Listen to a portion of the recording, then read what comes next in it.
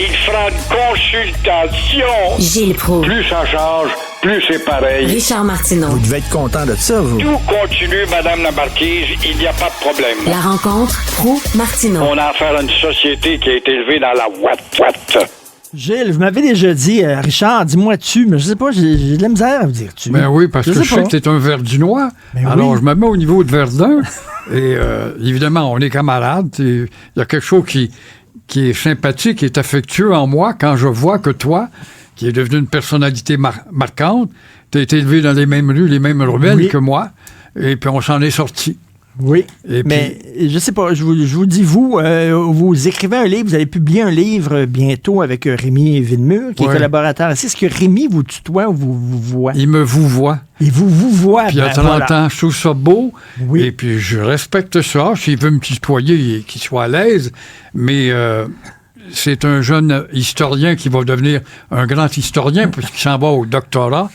Et puis, il est tombé en admiration, c'est-tu drôle? C'est à l'heure du midi où il était tout petit, puis sa mère m'écoutait.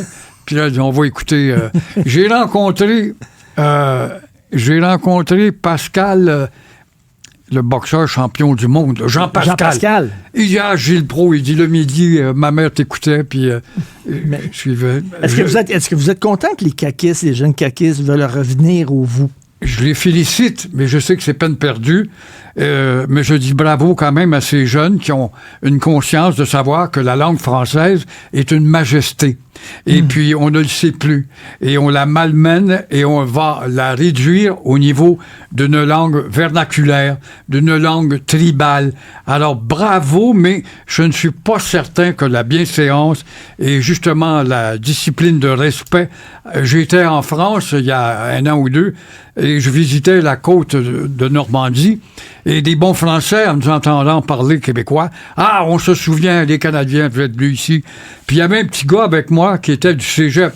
Ben, c'est un petit gars, c'était plus un petit gars, là, il était au cégep. Et puis toi, t'étais où durant la guerre?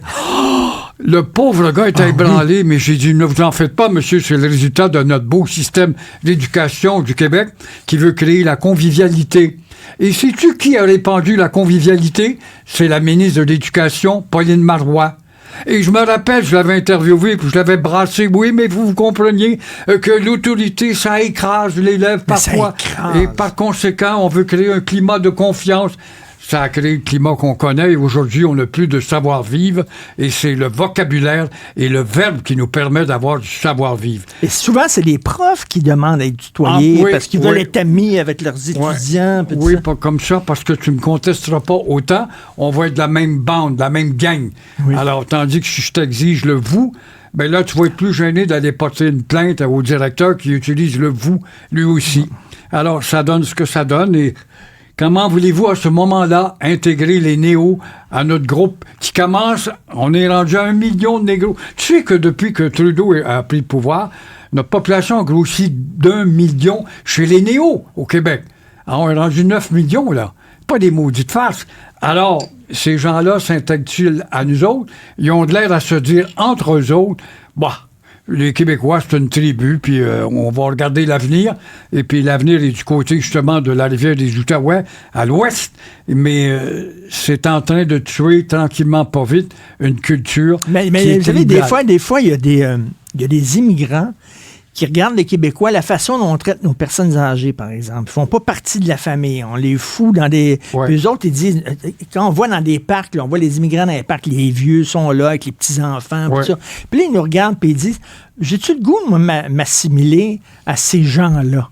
Voilà. Ces gens-là qui se tutoient, qui sont des fois vulgaires un envers l'autre, qui prennent pas soin de leurs personnes âgées, etc. J'ai pas le goût de m'associer à ces gens-là. Comment le ministère, je le souhaite de tout cœur, mais le ministère, il va devoir avoir de l'autorité pour imposer des nouvelles notions maintenant, dont celle de la bienséance et de la politesse, et d'apprendre à respecter le petit gars ou la petite fille qui est devant moi, puis lui ou elle à me respecter parce que je suis une autorité. On n'aime pas ça, le mot autoritaire. On n'en a pas d'autorité. Et je te donne un autre exemple. J'en ai parlé dans ma chronique hier. Je fais des blagues. On est ironique, on ne l'est pas. C'est pas pour rien que je suis chez Martineau. Et il y a un nombre incalculable, depuis quelque temps, de bonnes Saintes Vierges dans les rues de Montréal et aussi des bons Joseph. J'en reviens pas de voir ces directrices de groupe avec la robe qui traîne jusqu'au talon, la tête en mitouflée qui ne montre qu'un œil ou les 2 yeux seulement. Et ça s'appelle ces gens qui s'intègrent pas, qui sont venus ici pour profiter des surlibertés propagées on en voit de plus en plus. De plus en plus. Nous autres, on est habitués à voir des gens de robe noire. Dans les années 60, ça achevait. Mais c'était pas envahissant. Et puis, on savait que ces gens-là avaient donné quelque chose, dont le civisme. Alors là, on en est rendu là de voir des hommes qui suivent leur femme ou sont en avant de la femme. Tu sais qu'il n'y a rien qu'en Irak, où les Américains ont libéré l'Irak, les Irakiens, où la femme marche en avant de l'homme maintenant, alors qu'ailleurs, on le sait, la femme marche en arrière. Maintenant, en Irak, la femme marche en avant. Mais non. C'est à cause des bines. C'était le moment humoristique. mais il y a des femmes qui quittent l'Iran, par exemple, qui viennent ici, puis sont contentes de pouvoir enfin enlever leur voile, puis vivre les cheveux au vent, puis montrer leur sexualité, puis tout ça. Et il y a des femmes qui restent encore là, sous le joug de cette religion-là. Oui, puis le bonhomme qui est maître. Et, ça choque tout le temps, moi. Il y a quelque chose qui distorsionne, ça nous fait mal aux yeux. Comme on peut avoir mal aux oreilles quand tout le monde parle mal, aux joual. Mais là, effectivement, ça choque l'œil et ça dit on s'intègre pas. Ça dit on ne conjuguera pas avec la société québécoise. Ça dit ce sont les Québécois qui sont de trop. C'est pas nous autres, on a des droits, puis Trudeau nous l'a dit, et puis on a des tribunaux pour se faire défendre. Alors ça crée un bordel épouvantable, indigestible. Rappelez-vous, il y a quelques années, il y avait une dame, une immigrante qui avait été reçue citoyenne canadienne, et elle était... Vraiment, avec sa robe non, mais le visage aussi couvert et tout ça, puis elle portait allégeance au Canada. Puis là, on dit, coudonc, c'est pas... Elle se rend compte que c'est pas nos valeurs ici, là. On n'en a pas. On a les valeurs canadiennes et ça doit être que ça, parce qu'on est de trop. Et c'est ce qu'on fait actuellement avec des politiques. En terminant rapidement, je sais que vous parlez de vouvoiement, la politesse, mais vous allez peut-être être moins poli envers les gens d'Hydro-Québec. Hydro-Québec, le ministre a dit hier, le 3% de François Legault, c'est vrai pour le moment, mais c'est évident, si on a rajouté 1 million de personnes, l'énergivore entre en ligne de compte et la rondelle, le disque qui est dans votre petite boîte électrique, tourne beaucoup plus vite parce qu'avec 1 million de plus, la multiplication de tous les instruments à base électrique, ça fait tout ça ensemble qu'on va avoir à explorer des sources d'eau, dont des barrages, des éoliennes, et puis sortir le portefeuille, même s'il est vide, pour emprunter des milliards de dollars.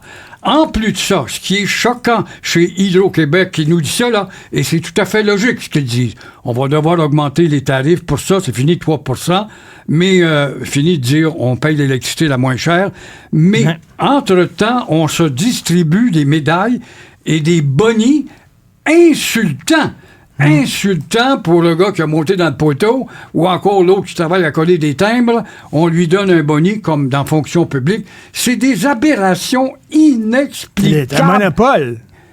On comprend. On donne des bonis. Il y a des gens qui font partie du monopole. C'est déjà le gouvernement en plus. Alors, mais ce qu'ils ne disent pas, tu vois, Hydro-Québec, par contre, c'est bien beau la performance, on est capable. Est-ce qu'ils s'occupent encore des 50 millions impayés par année? Parce qu'ils font voler de l'électricité. On n'en parle pas de ça. Et ça donne aussi qu'il y a des îlots d'intouchables, notamment dans l'ouest de Montréal, chez une certaine tribu. Et là où on ne paye pas l'électricité parce que vous nous avez volé notre territoire, puis les ressources nous appartiennent à nous autres. Alors, comme tu vois, il y a un maudit débat à faire, mais les gars d'Hydro-Québec et les filles sont des peureux, marchent les fesses serrées quand il s'agit d'aller chercher les impayés. En tout cas, oui, ça c'est vrai. Mais j'espère que si nous autres, les citoyens, on paye plus cher, j'espère que les compagnies, les entreprises vont payer plus cher. Eux autres aussi, là. C'est inscrit. Mais on les fait venir à cause de ça, que c'est pas cher. Oui. Mais il va falloir augmenter un peu, j'espère. J'espère. Merci beaucoup. Au plaisir, Gilles Proulx, mon vieux merci. Bon week-end.